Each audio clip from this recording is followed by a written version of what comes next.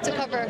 Wearing a hijab is a choice, right? Okay. So it's our fault, and we have no choice in the matter of, oh, we have to protect ourselves because men can't control themselves. Did you choose to take your hijab off? I never had a hijab. Okay, you never wore it? Never. Okay. Are you telling me that as a woman, you choose not to wear the hijab? Yes. I say no. And I'll prove it. Let me tell you how.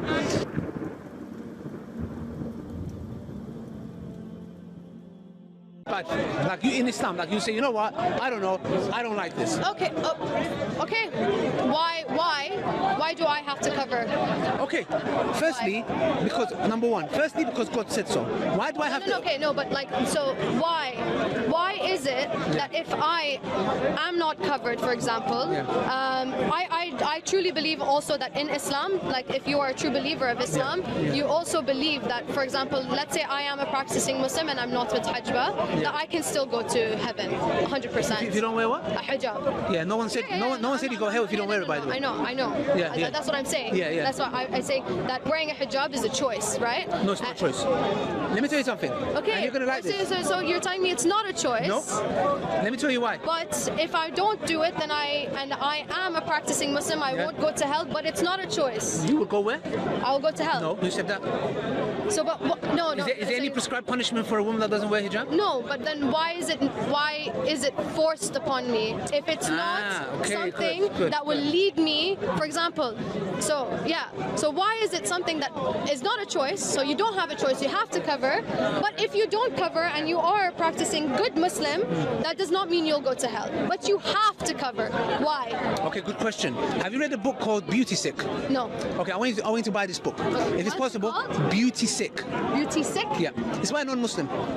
Okay. It's a very good book.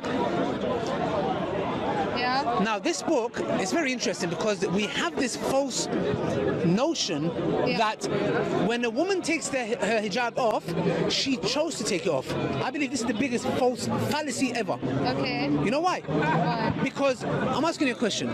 Did you choose to take your hijab off? I never had a hijab. Okay, you never wore it? Never. Okay. Are you telling me that as a woman, you choose not to wear the hijab? Yes. I say no. And I'll prove you. Let me tell you how. Are you telling me that the beauty industry, the females around you, the society that you live in have no effect on you and the way you are perceived, and that has no element on you that you may feel? Because the book that I referred to called Beauty Sick tells you about women who are beauty sick. Their sickness is beauty. Okay. Which is what? When someone comes to me and says, I choose to wear the hijab, I'm like, please don't lie. You wear the hijab because Allah told you to. And now somebody comes and says, well, that's Islam is oppressive. And I say, well, no, hold on a second. Because the very women who wear miniskirts, who go get their breasts done, their backside done, their hips done, their nose done. Can you imagine? They smash their nose. You know your nose, it gets smashed and then reshaped. This is very important. The point is this. Are you telling me these people go and say, I choose to? No, you don't choose to. You do it because the beauty industry, the standards that the society have put a bar on, you are trying to reach those at the cost that you can even lose your life. There was a Mexican Brazilian woman who died because she got implants on her backside.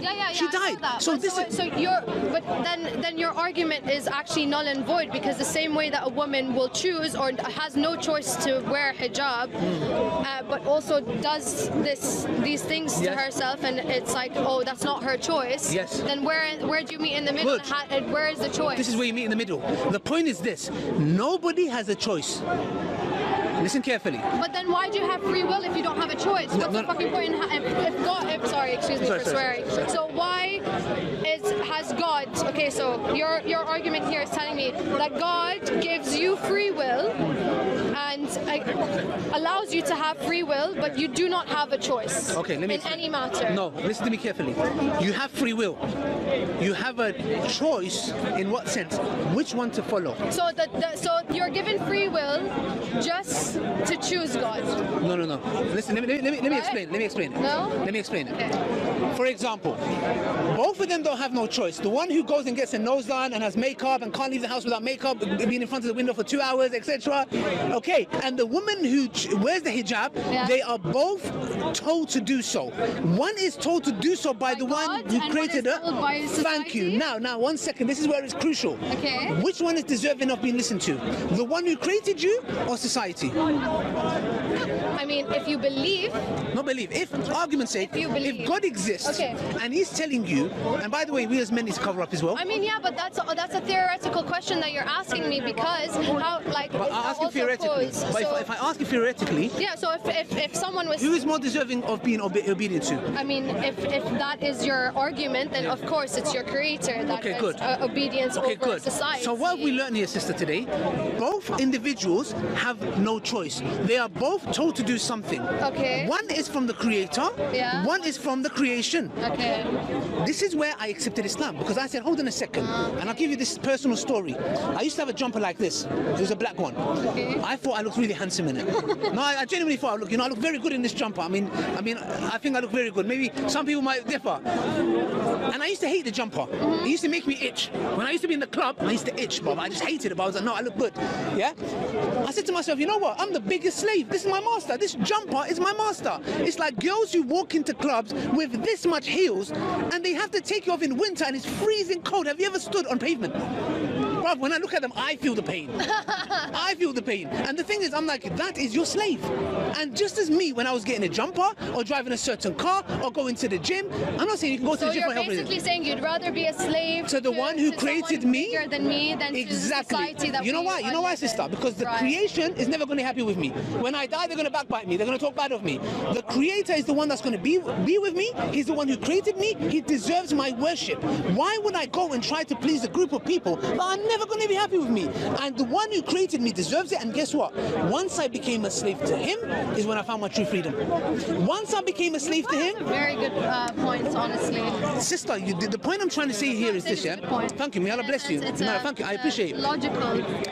And this is the key, sister. You know why? Because at this moment, that is when it clicked to me and I said, wow, all this life, my masters were females. My masters was a jumper that I used to wear. My masters was money. I used to live a lifestyle and do extra hours so I can drive a certain car. I used to go to the gym. Yes, obviously for health reasons, but I wanted to have big biceps. So when I walk and wear that jumper, the girls can be like, wow, look at his biceps. I used to live, these were my masters. These were my gods. You know what I said? When I said La ilaha illallah, I said, I am free from all of you. Because I want to worship the one who has created me. And this is where we say, sister, when we talked about choice, the one that takes a hijab off, look, we have a lot of hijab influencers who take the hijab off and they go, I chose to. No, you didn't. You're getting older and you feel like you're getting wrinkly and ugly and you're showing the hair is beauty. And that is the reason why you talk. Don't say, I chose to. Say, I was forced to. But then there's like, so in terms of like the not having a choice there for something like that, like for example, it then comes down to equality again, which literally just circles us all the way back. Can I add one point? Yes. No, camera, no.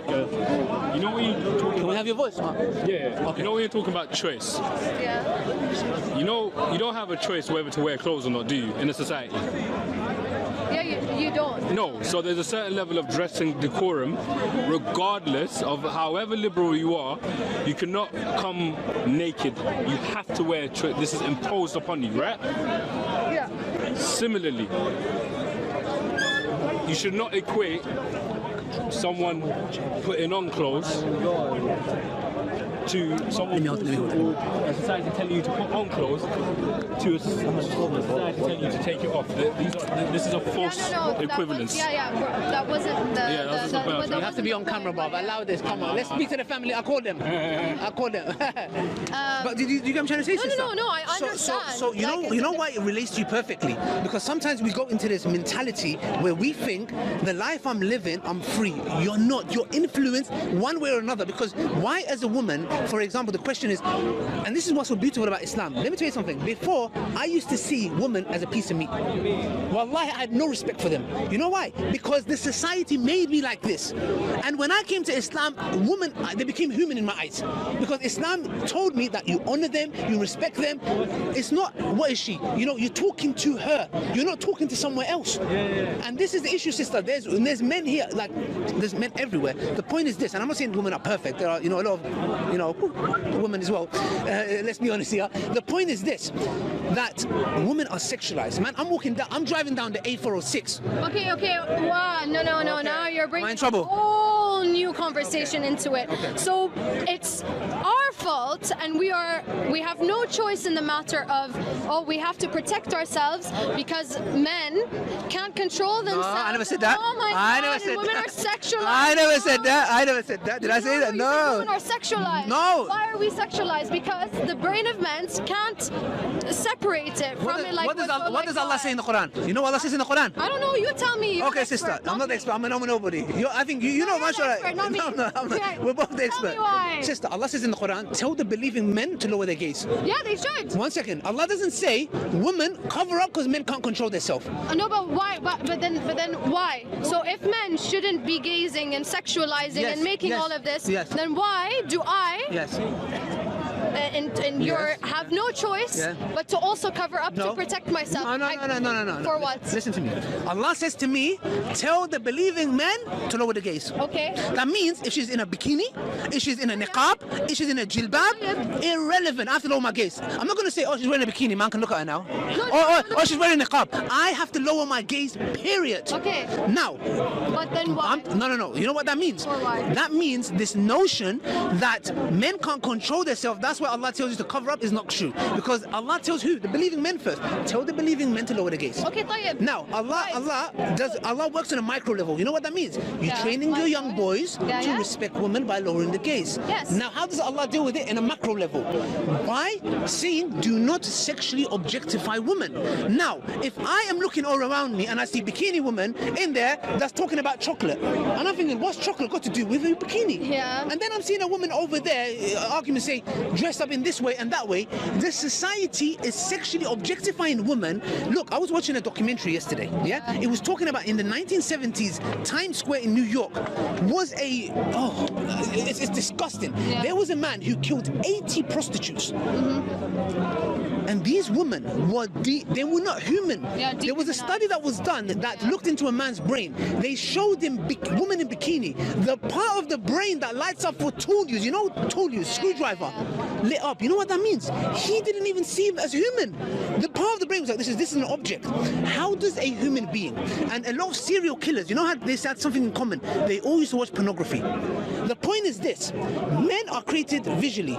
If you sexually objectify women to such a level, men lose respect. This doesn't mean that a person has a right to go and abuse or rape or whatever just because a woman is dressed up in a certain way. There are women who are dressed up in hijab and niqab that get raped. The point is this, sister, everyone has a role to play. My role is I lower my gaze, but I would not also like you to, this woman, to be in my face or dressed up in a certain way where I'm like, well, I would not like to see that. The point is this, Islam deals with giving the responsibility to both. It doesn't say, hey, you, men are animals, you are to blame, it's your fault, you cover up. Islam doesn't say that. But Islam, the same way that women are sexualized, men can be sexualized as well. So No. then why are men? How? You can sexualize. I'm sister, sorry. let me tell you but something. Men can be sexualized. Let me tell you why, sister. Yeah. I've never seen a woman ever go and say, you know what? Let me go and there's a picture of a man's calves, and let me go and stare at it. That's not her nature. In her nature, And men go and stare at women's calves. Bruh. Okay, I don't know what. Sister. Calves. Sister, Just calves. sister. Calves. I know man them that lose their mind. They lose their mind when they see a toe. Okay, when they see an ankle, his temperature starts rising, his blood pressure goes somewhere else. The way we're created, sister, we are visual. We are so visual that the point is, that's why, you know. So what I'm trying to say, sister, is that Allah is telling you this is the best way to live your life. And I'm telling you, sister, look here, there's a lot of things I had to give up when I came to Islam. A lot of things I did not want to let go of. But let me tell you something. Letting go of them, it made me who I am today. Islam is the solution. There is no other religion, I'm telling you. It might sound, yeah, okay, here we go. My religion is, I'm telling you, we can prove it. I'm not here to talk, I can prove it. Islam gives me purpose. I know my purpose. I know why I'm here. I know where I'm going. I know what to live by. If we live by these laws, etc., wallahi, I'm telling you, life will not be, utopia. Yeah, okay. The point is this though, that we will have a good way of living. Yes, in the Muslim empires, there was killing. There was things that happened.